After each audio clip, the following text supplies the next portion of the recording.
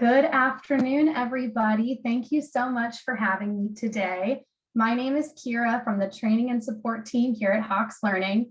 And now that we are nearing the end of the term, I just wanted to remind you of some of the important features of your Hawks platform that will aid in your students' success in this course. So today we're going to go over some of our available resources for your students to highlight and how they can attribute to their student success, because it's important to have a good understanding of the features and tools available to your students so that you can encourage them to utilize these resources and better learn the required content that is within their courses. So the first resource I'm going to go over today is our practice web test feature. Now, students are going to access this feature by navigating to their Hawks account, whether that be through signing in on our Learn platform or through their LMS, and they'll come here to their homepage. Once they click into view their course, the practice test is located under the web test tab where students would go if they were going to take one of their assigned web tests. They are able to click the practice web test option. And as you can see here, if they have previous practice web tests they have created, they're housed in this location too. But today we're going to go ahead and create a practice web test. So when we select to create the web test, there are a couple things that we have to enter in here. The first, we have to name our test. So for example, if you're a student and you know that upcoming you have a midterm, a final, a chapter test, whatever the case may be, you might want to name that test to correspond with what you're wanting to study. So for today, I'll go ahead and name this one midterm. And then as a student, I would come through here and select any of the lessons that I would like to add to this test to go over the corresponding material that was previously assigned to me by my instructor. So I would come through here and know that these different topics and lessons will be covered on my test. And I can use the drop down to navigate to different parts of the book to go through different chapters and access different lesson material.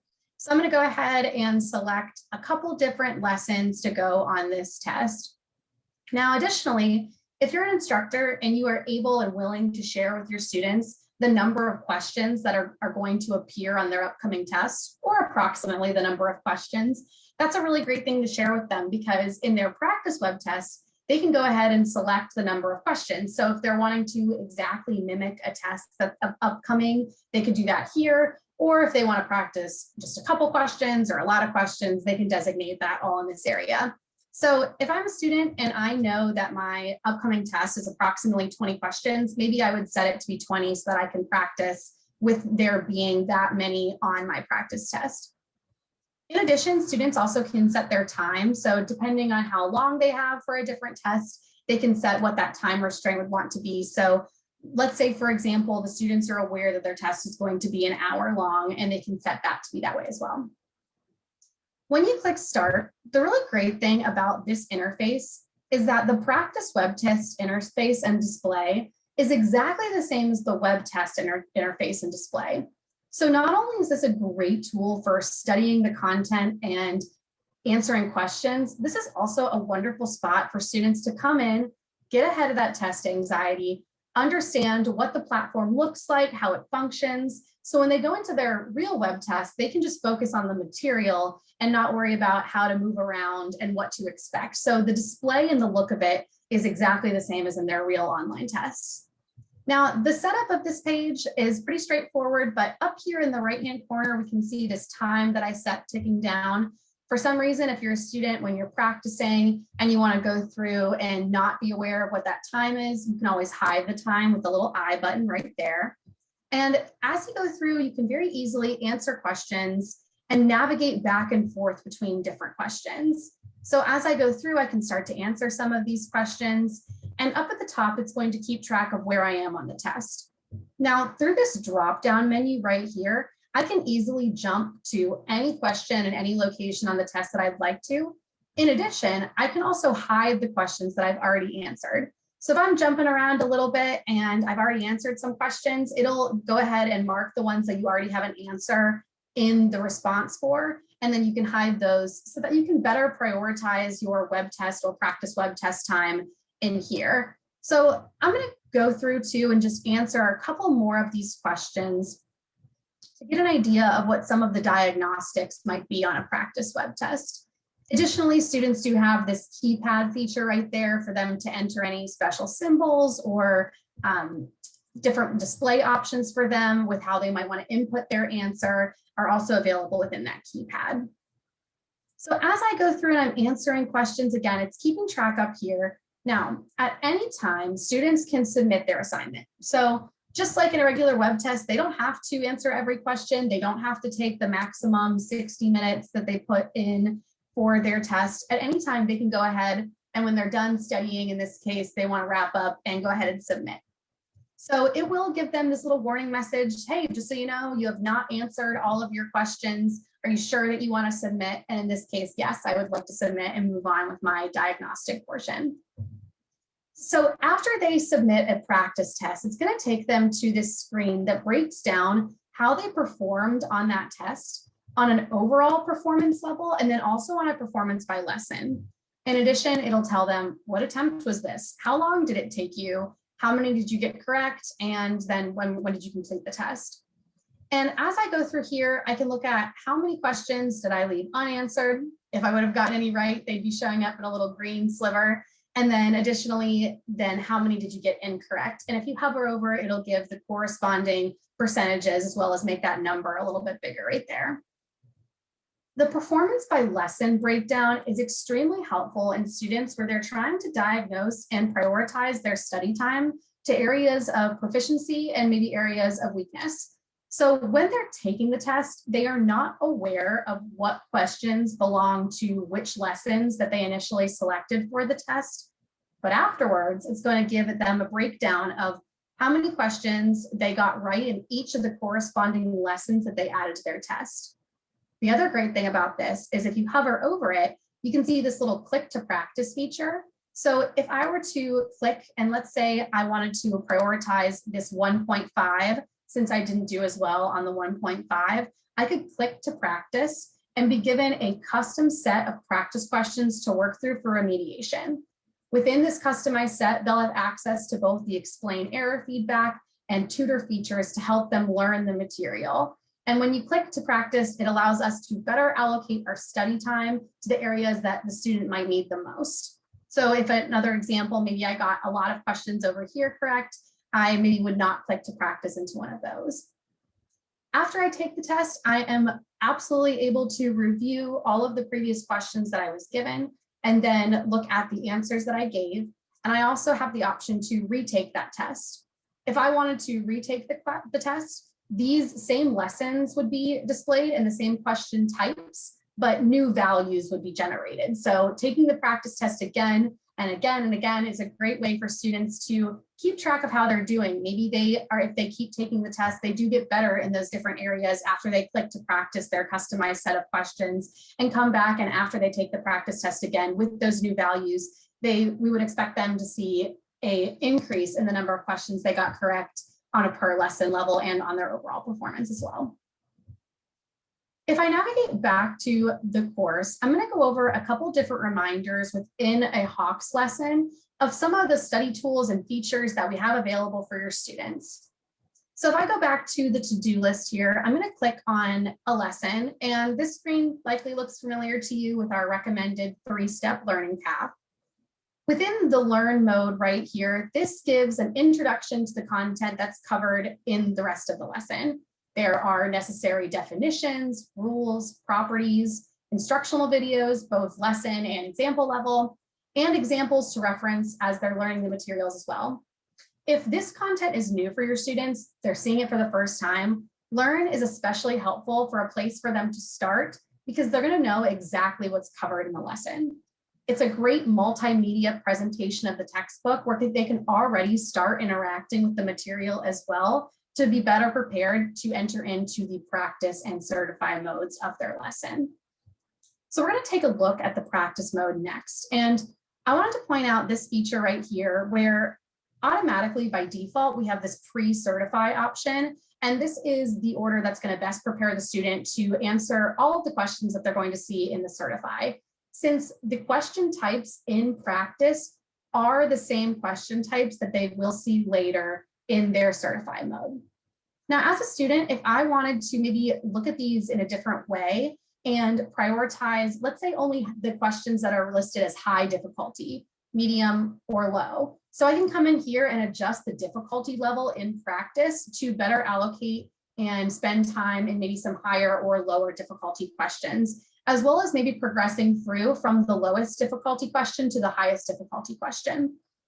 We recommend that when students are coming in for the first time and they have not yet completed their certify and mastered the content, to stick with the pre-certify. But if they're coming back to review, let's say for a midterm or that final, they might want to change that setting in their practice mode to focus on different areas of difficulty within the questions.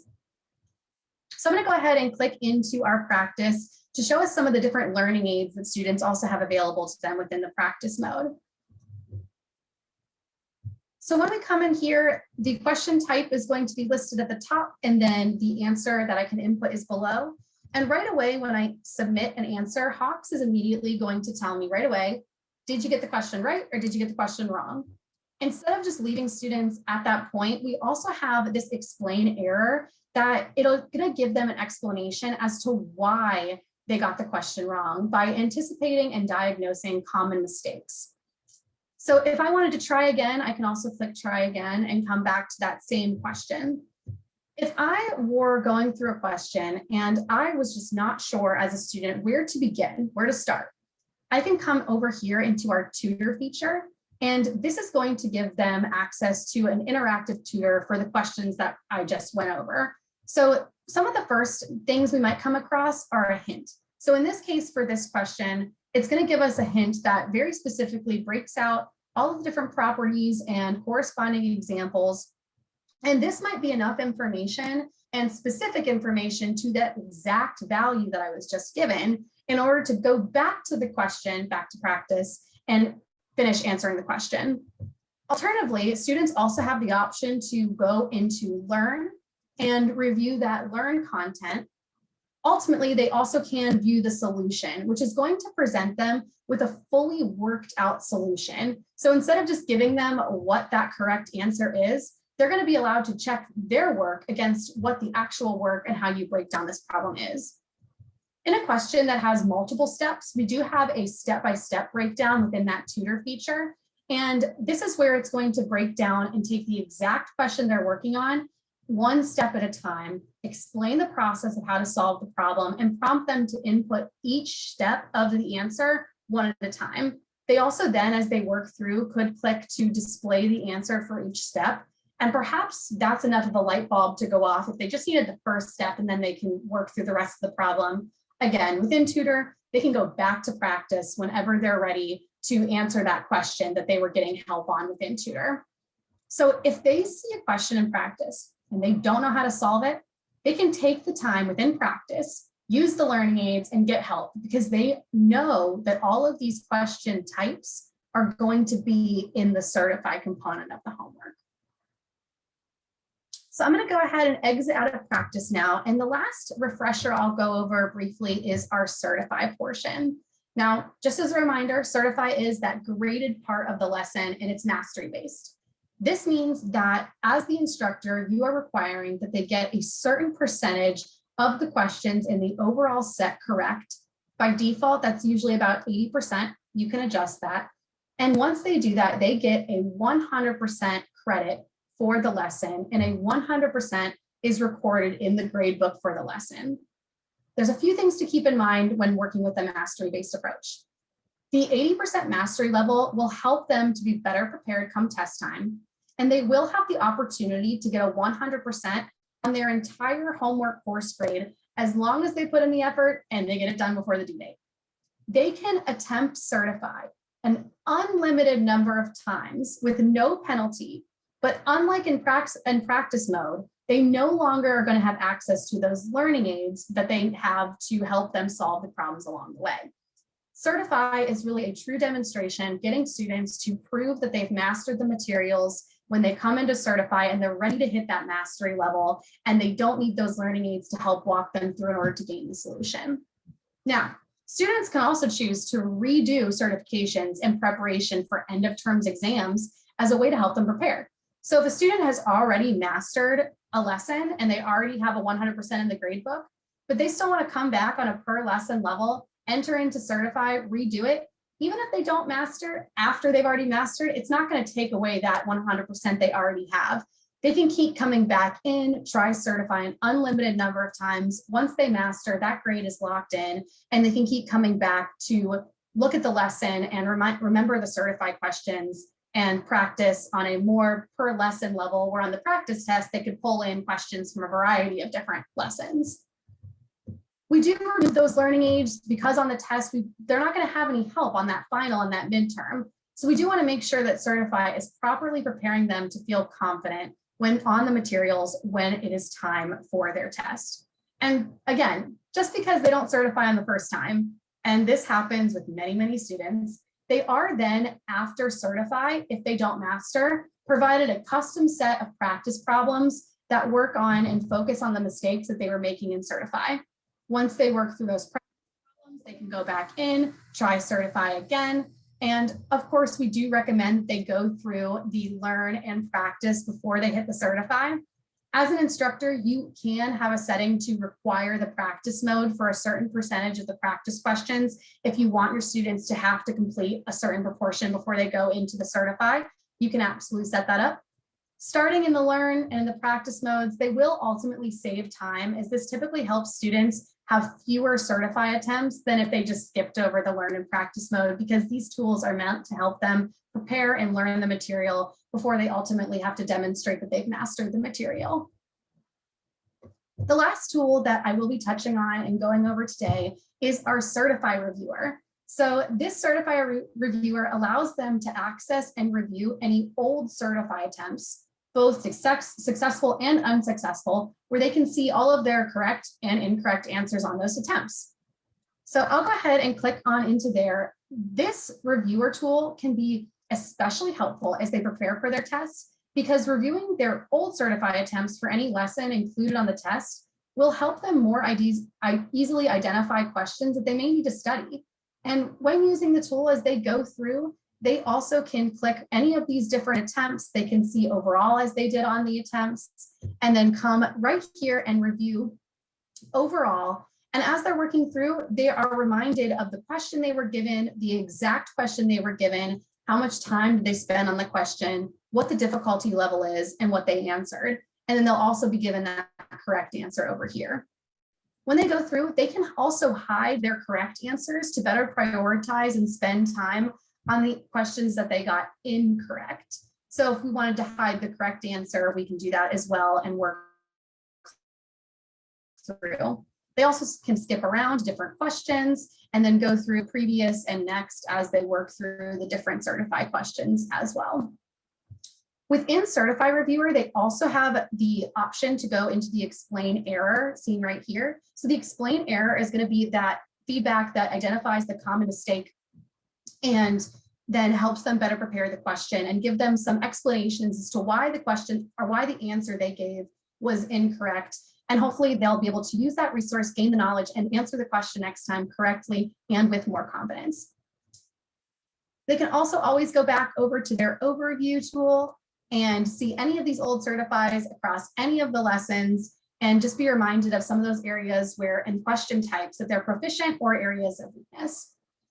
I really hope that these resources are useful to your students and that today you were able to get a deeper understanding of the tools and then share them with your students. Encourage them to use these tools.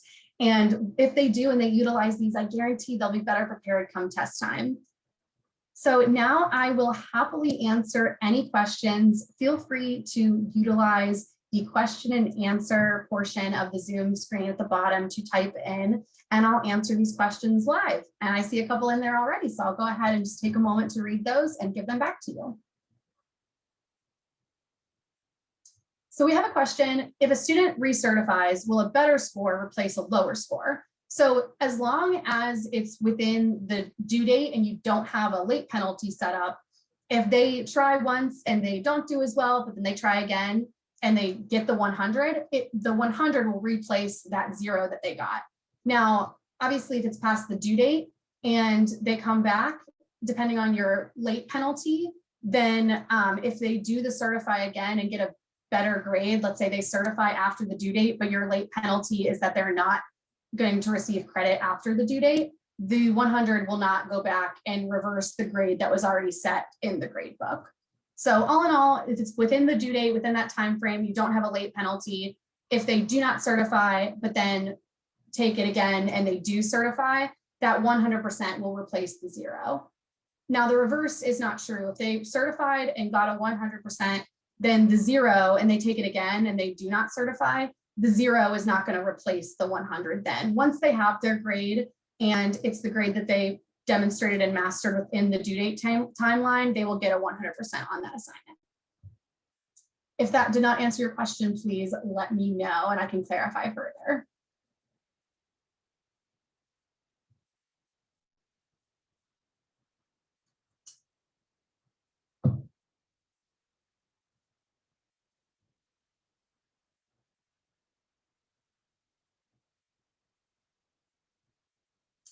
Again, so yeah, I have another question here just about the certify attempts. Yep, students can take certify an unlimited number of times, and if they demonstrate and get a better grade within that due date time frame, then they will get a 100% on their homework assignment by hitting that mastery level that you are able to set.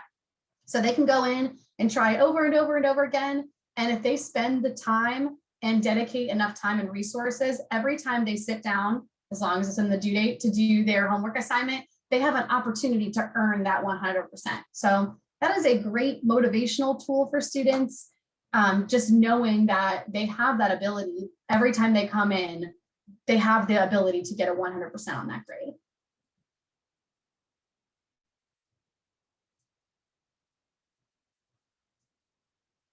One other question that just came in was about our ebooks. Yep, so students do have access and availability to our ebooks here at the top of the screen. The Learn is that multimedia interactive presentation of the textbook specific to the lesson that they're going to be working through on Practice and Certify, where the ebook is going to be that PDF version of the textbook. That's just the entire textbook as is.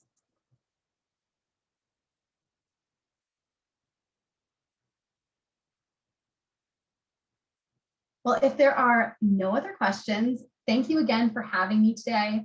If there's ever anything we can do to assist you, please reach out to your training representative for your school. Feel free to utilize the chat features on our website in addition to our phone support. We'll definitely answer within 4 rings. So if you need to reach us, you absolutely can. And I just want to wish you all best of luck with the remainder of your term. Good luck to your students as well as they wrap up. And I hope that these student resources and reminders were helpful. I hope you all have a great rest of your day. Thank you.